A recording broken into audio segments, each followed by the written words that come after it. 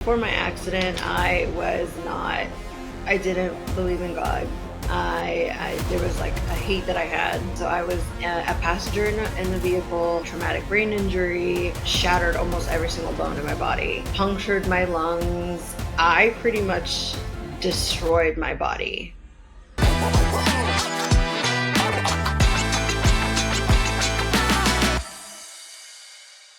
To the Rendered Hope podcast. I am your host, Philip Carroll, and I want to welcome you to a very special episode.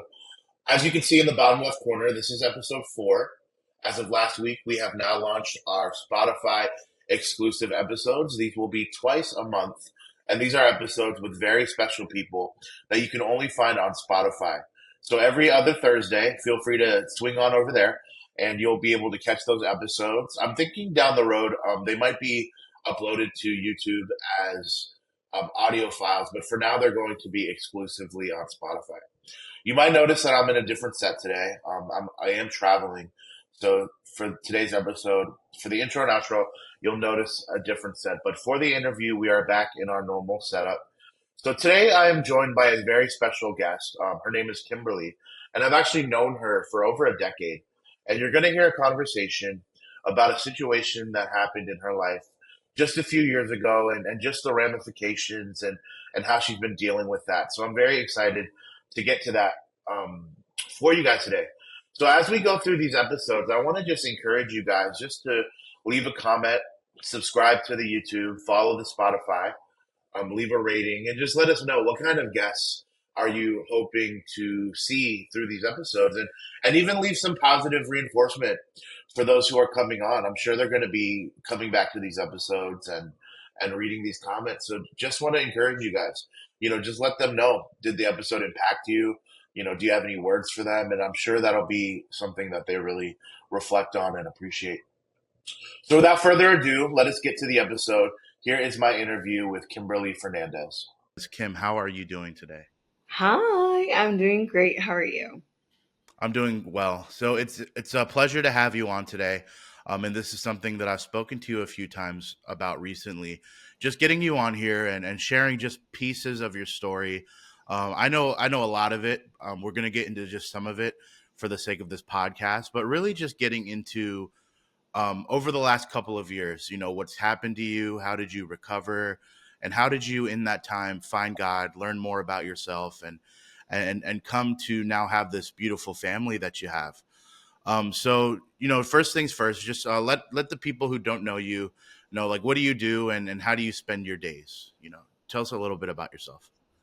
So I am currently a stay-at-home mom. I've been a stay-at-home mom since like August of last year. Um, but before that, I was also like working with an infant in office. So that was like pretty hectic, but I'll go into that a little bit later.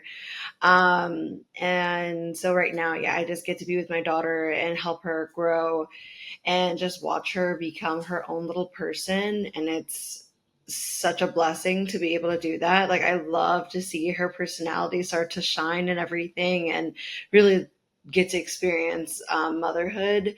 But I am going to be starting a new job in 2 weeks. So I'm mentally preparing for that shift.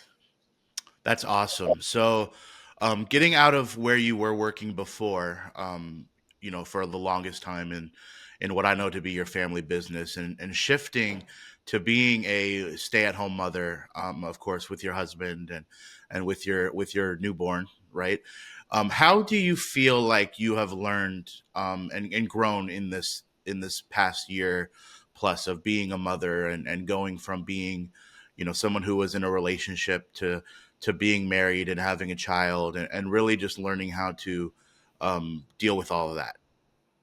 Oh my goodness. It was a lot. They're different. That's like a bunch of different things all happening at the same exact time.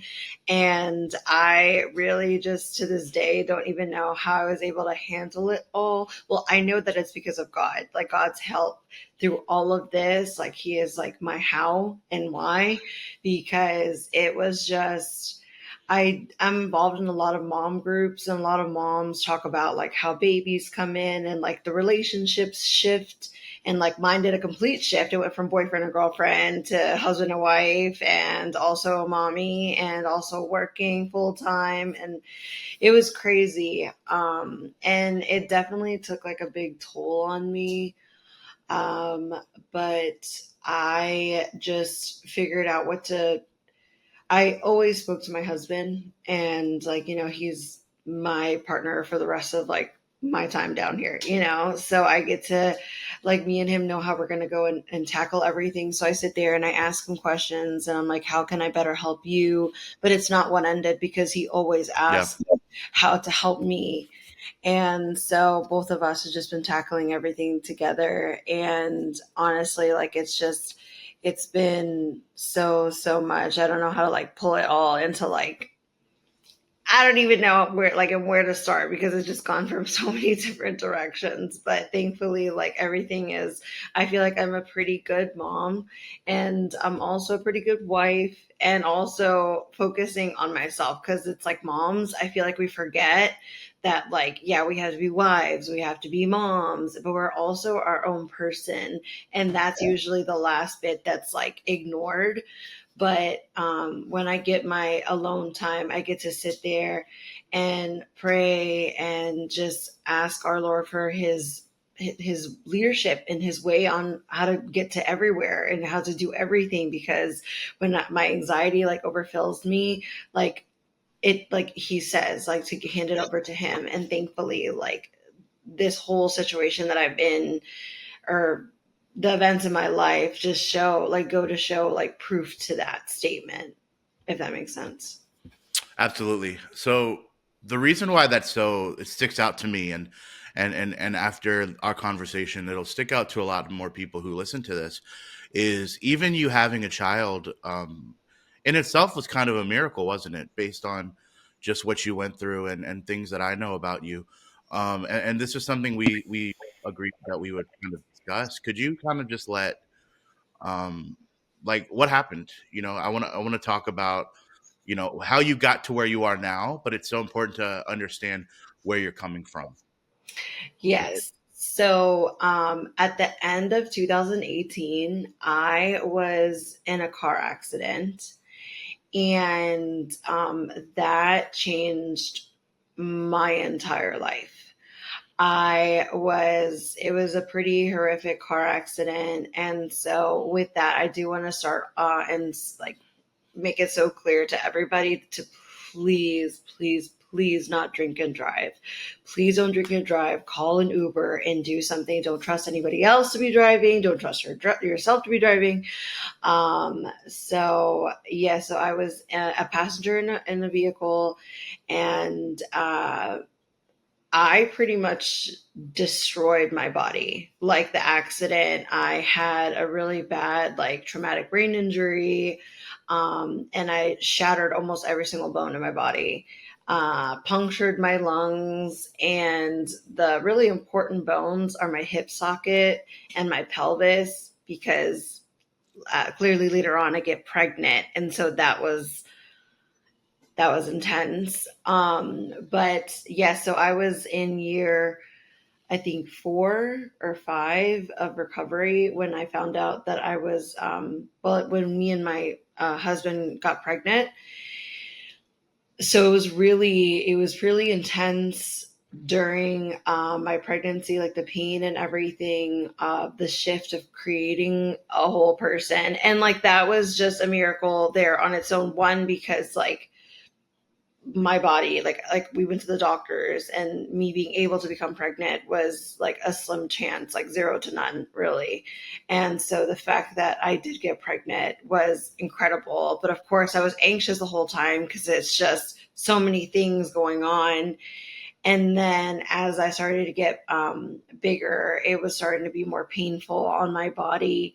And a lot of moms can agree. I mean, like having your body injured or not, creating a human being like just does. I mean, your stomach is in your throat half the time. Like it's just crazy what our bodies do, and it's amazing. And it was just an incredible blessing to be able to have gotten pregnant, and with all of my things, because like those are like chronic, like like it's a chronic illness that I'll have. Like my Yeah. disabilities are a lifetime that I have to still deal with. So that's a bit about where that all started.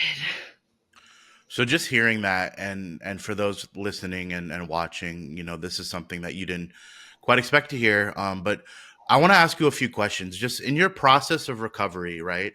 So there's the period of time immediately after your accident, but then down the road, 5, 6 years into recovery, you find out that you're pregnant, and now having to shift your mind from being perfectly healthy to this accident that wasn't your fault, severely altering the way you live and how you're going to have to treat yourself, and how you're going to have people treat you and look at you, to now, meeting someone and falling in love and getting married and having a child, to not only carrying your child, but also raising your child. Um, what are some of the things that helped you get through that? What are some of the things you leaned into, and what are some of the things you really learned about yourself during these last 6 or so years since that happened? Well, I would have to say that during my recovery period, it was kind of like a pretty dark spot. Before my accident, I didn't believe in God. There was like a hate that I had, and so I didn't believe in God or any of that stuff, or anything. And so then, as I was recovering, I felt like the world around me, like including my family and everything, kind of just like went back to their norm and everything. And so it was all up to me to try to figure out how to get myself like out of that really dark spot from everything.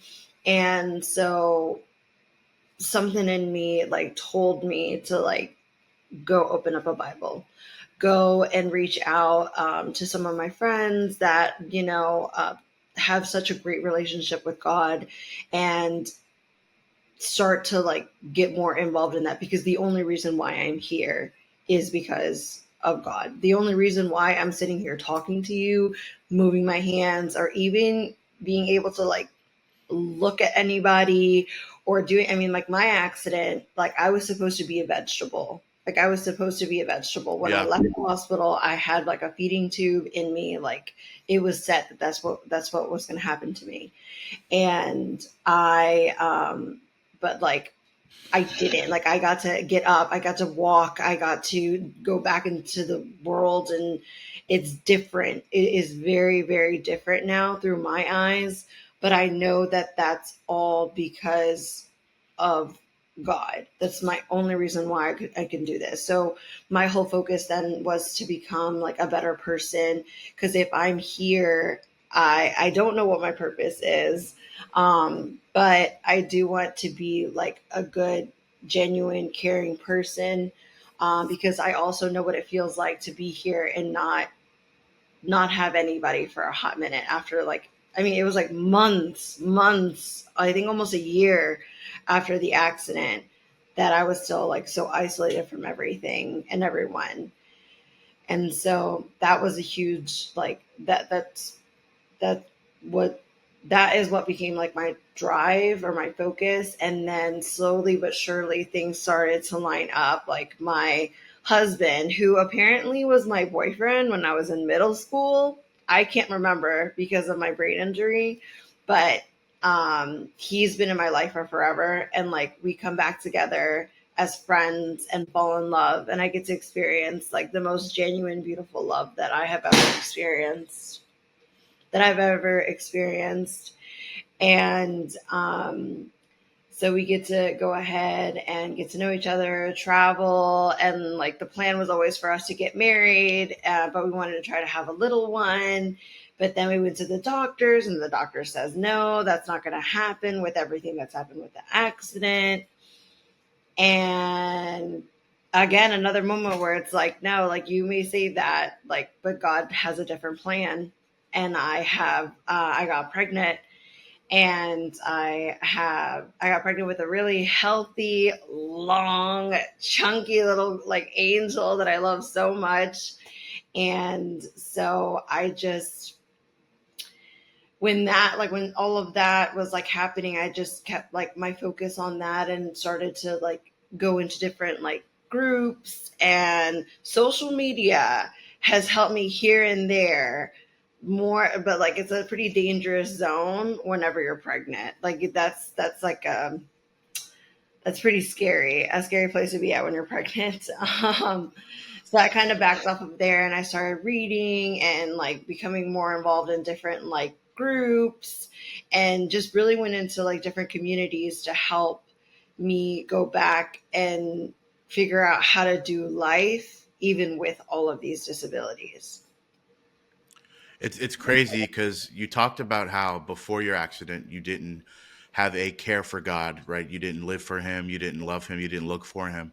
But even now looking back, you can acknowledge that it's because of him that you made it through your accident, and Absolutely. even being sustained after the fact and over the last few years, because I've known you since we were both in high school, me being 2 years older than you, and just seeing, from the point we reconnected a couple years ago, and understanding who you were, obviously when you were, in your teens, so you had a lot of maturing to do as a person, Yeah. as did all of us.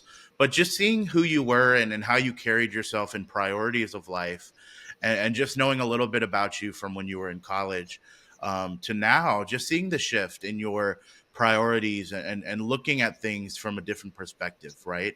To where there's a lot of gratitude and carefulness. Of course, that comes with not only growing up, but also with raising a child, and supporting a relationship in the way that you do. And from what I know, again, like just helping run a family business for a number of years, there's a big gap in having to grow through that. And then we throw in something like a traumatic brain injury, where even there's gaps in your memory, and then the people, and not really understanding and knowing if you're ever going to be the same person. Am I going to like the same things? Am I going to have emotional flare ups? Am I going to have moments where I can't quite control how I act or how I behave? And going from that kind of zone to now really just learning to love yourself, and learning to understand who you are, and how you go about your life from a perspective of loving God, and raising a child, and having a relationship. What are some things you learned about yourself? Just even like, the strength you have, and the resilience you have, and even the courage you have. What are some things that you've come to learn about yourself that you might not have believed like 8, 9 years ago before your accident? Um, let me see. I guess I think like what you touched on is like the resilience that I had. Like I just didn't, I never saw it. Um, I never got to reflect on situations like before my accident. And like after my accident, I just like everything that I do, like I go ahead and so everything that happened to me before my accident, all I know of is what everyone shares with me. And so like me as my individual person, I might remember some things here and there, but realistically all that I have of the memory of myself before my accident is what I'm being told by everybody, which is also kind of hard because that's all through a perspective of other people's perspective instead of my own. um but I do see that like no matter like what I'm being told, like I have seen the resilience, and I have seen that even after my accident that still stays to like to character, or to my character, or yeah, that I'm saying to my character with that, because it's just like the accident was like horrific, and like I will always have to handle that for the rest of my life. But like that's not the only thing. Like life still lifes, and there's still like more tests to like to keep going and to keep coming. um but I definitely like I sit there and I truly do like believe in myself, and I there's a lot of new things in me that I know that I didn't have before, which are reflected on the decisions that I did make beforehand, like before my accident, and even after my accident. There was a whole shift in my person. Like no one understood that, but after a brain injury, your whole body is like on a whole different shift. You're on a big reset and you're fighting what everybody else has an image of you already, because it's like, I'm just trying to figure myself out. I don't like, you could tell me that my favorite color was red and that I like to go and do this, that, and the third, but I needed to figure that out for myself. Like I needed to figure out what I like my interests and things. And so with that, I feel like no matter, like it's a constant fight for who I was and who I am now. It's like a constant fight because it's like that's somebody that I really don't know like that, if that makes sense. Yeah, absolutely. I have a question. And for anyone who's listening to this episode who's either never had an accident or traumatic experience to that degree, or they're in the process of recovering from that accident, what are some of the things you wish you would have known, or some things you would tell yourself in the early stages of that ordeal to really help you speed up the process? You know, does that make sense? Like, what are some things that you wish you would have been told, or some things you wish you would have known or understood at the beginning stages of your recovery? I wish I would have been more focused on my brain injury recovery, if I'm going to be so honest. I actually am part of a bunch of different groups for brain injury survivors, and the medical field on its own kind of just like ignores that part for a hot minute. It's like, hey, you had a brain injury. Okay, but like let's work on the fact that you can that you can walk, because my leg was also broken, or like, there was so many different components to my accident, so I kind of understand why everything was kind of everywhere. But the importance of my brain injury, like that focus, like I wish I would have been able to have that be more of a focus, because I mean, it affects even the way that I talk. I have like a communication like disorder. I have a mild neuro disorder, and so for a hot minute, like maybe like 2 years, I really thought that there's something wrong with me. Like I knew that my accent was a thing, but I'm just like, no, there's something wrong with me. I'm not remembering something after 5 minutes. Or like this person is constantly telling me, hey, I know you from this and the third, and I don't know who they are. Or like I'll think about things and I don't know how to put it to words, and it's so many things like that that I had no idea about, and I wish that I wish that the doctors would have communicated that more to like my caretakers and myself. Yeah, it must be so frustrating to have them focus on things like your leg when you know that your brain has much more permanence, and even them seemingly almost ignoring what you considered to be the major problem, and having to discover for yourself, like, what are the symptoms, and how do I feel today, and will I ever feel normal? And it's just so refreshing to see where you are now, so many years after the incident. Because it can become so easy to be bitter. Again, it's not an accident that you caused. And even if it was, there's still a level of resentment you could have towards anyone involved, or even towards yourself. But you chose at some point to really lean into God, and focus on him, and love and forgiveness, and even loving yourself, and having a desire, right, not to quit on yourself, not to feel sorry for yourself, but to learn how to adapt, overcome, and grow from that place. Again, to now where the doctors tell you that you shouldn't and you can't have a child, to now you have a healthy child, and you're being the best mother you can be, and making an effort to um almost not act like nothing happened, but to in spite of what happened, you're still thriving and you're still doing the best that you can, right? So Yeah. it's to say that, not just what you had to survive, but what you had to do to get to where you are now.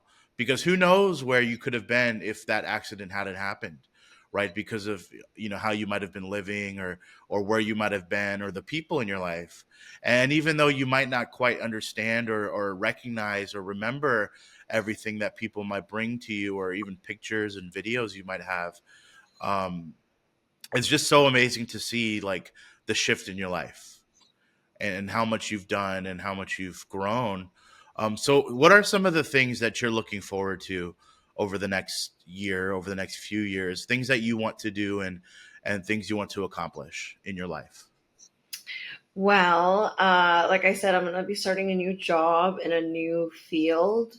And that technically is my first job post my brain injury and car accident. Because, Wow. yes, working with my parents, it's working with my family, and it's for like, and I love the job and everything, but now it's like shifting. Like, my boss is no longer my father.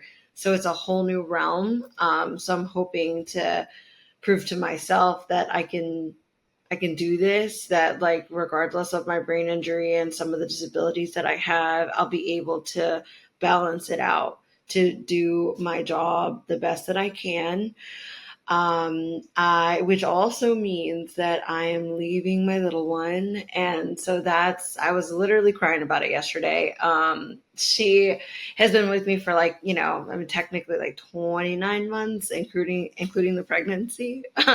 So, it's going to be my first time leaving her. So I just can't wait to start building my relationship with my daughter now, including a job, because I mean, she knows that I'm her mom because I'm with her all the time, but like now it's going to be a shift. Well, she'll always know that I'm her mom, but it's just going to be different. So I'm excited to see, like, to build the relationship with her in that perspective. And, in 2 years, we're really praying to be able to have another little one, and take all the correct steps to be able to give her like a little brother or sister, but fingers crossed, a brother. And a healthy baby is a happy baby, so we're fine. But I just like those are what we're looking forward to, and just continue to just enjoy life as a mom. Like, I might be my own person and a wife and everything, but like, I am telling you, being a parent is uh I don't even have the words to describe how much it fills my whole heart. So to continue seeing life with my little one. That's awesome, and I'm sure I'll be able to see pieces of that as I keep in touch with you. Yeah. But for those who are watching and are really just moved by your story, and inspired by what you've not only gone through, but how you've overcome and adapted to that, where can they find you? Are you on social media? Where can people keep up with Oh you? yes, I am on social media. My Instagram is the best way to go ahead and like reach, and I share a bunch of things there. I can't remember what my Instagram name is though. I think It's all it's right. We'll put it in the description. Oh, okay, perfect. Then yeah, my Instagram link, that'd be the best part. Yeah, guys, if you see it in the description, feel free to follow her. She will not yell at you. She will not be mean to you. No. You can keep up with how she's doing, how her daughter's doing, if she posts about her job, and all of those great things. It was great talking to you. It was great catching up with you. It was great hearing this perspective of your story, and I'm sure there's going to be a lot of people that tune in that are just again inspired and really grateful that you would come on here, because these aren't the easiest details to share. These aren't the easiest stories and memories to go down. But I know there's going to be a lot of people that hear this story that are going to feel encouraged and, again, inspired by who you are and what you've done with the circumstances that you faced. So again, I just want to thank you again, and everyone. Again, feel free to follow her on social media. Leave a comment, leave a like, and I'm sure she'll be reading. Just let her know, like, how did this episode affect you, and what are some of the things that you would want to say to her, just to encourage her as well. So, again, thank you, Kim. It was great talking to you, and I'm sure we'll speak again soon. Yes, thanks, Phil.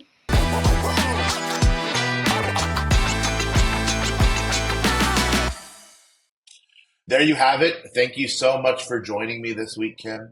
I'm sure your story is going to affect a lot of people, and I'm so encouraged and inspired by everything that you went through and just how you're dealing with it. That'll be it for us today, guys. Thank you so much for watching or listening to the Rendered Hope podcast. We will be back with you again next Monday. Again, please follow Kimberly. Her social media is listed in the description. And follow this podcast. Leave a rating on Spotify. Leave a comment. Leave a thumbs up on YouTube. And we will be back with you again soon.